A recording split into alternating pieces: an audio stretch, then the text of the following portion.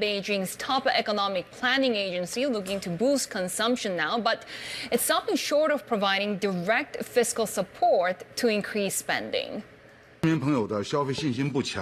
The momentum of some consumer goods is still not solid. Some consumers lack confidence and have many concerns.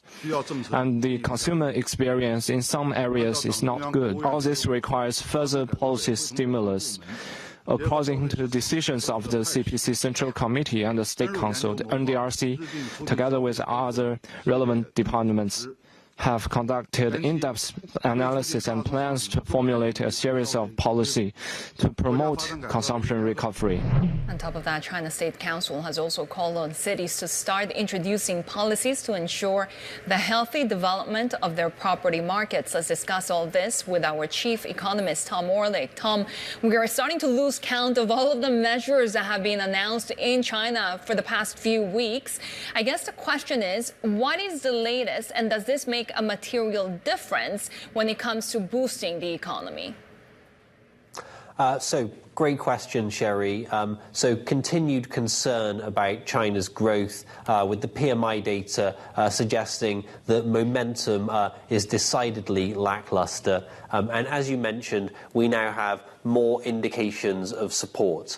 Li Qiang, China's premier, urging China's cities to do more to support the healthy development of the property market, and China's state planning agency, the National Development and Reform Commission, signaling more support for consumption. So there has certainly been a steady drumbeat of pro-growth policies, signals of support for the private sector, signals of support for the property sector, signals of support for consumption. And there's been some substance as well. We've seen the PBOC moving to ease borrowing costs, for example. But relative to the magnitude of stimulus that we've seen from China in past downturns, and relative to the magnitude of stimulus that will be required to turn China's growth around in 2023, so far, I think that even though there's been a lot of announcements, markets are still wondering what the substance of this is going to be. And indeed, given the constraints China has from very high debt, very high overcapacity in the property sector, problems with local government balance sheets, whether Beijing will, in the end, even be able to deliver that substance. Tom, is it an issue of managing expectations, right? Particularly when you take a look at the structural, I guess, cyclical issues with the property sector. Does it matter that these stimulus measures may not be transformative because we know that China's growth is ultimately slowing?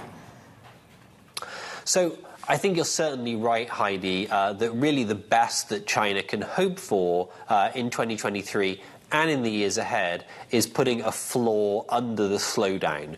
We're not talking about boosting growth back above 6%, back up to the 7-8% we saw in past years. We're talking about managing the slowdown in China's growth. Even so, managing that slowdown is going to require more than good intentions, right? It's going to require more than a series of positive signaling policy statements. There does need to be additional substance there. We're looking for the PBOC to do more over the course of the year. We're looking for more cuts to the medium-term lending facility, China's main policy rate. We're looking for cuts on the reserve requirement ratio, enabling banks to lend more. We'll see what cities start to do following Li Qiang's announcement that they should do more to support the healthy development of the property sector.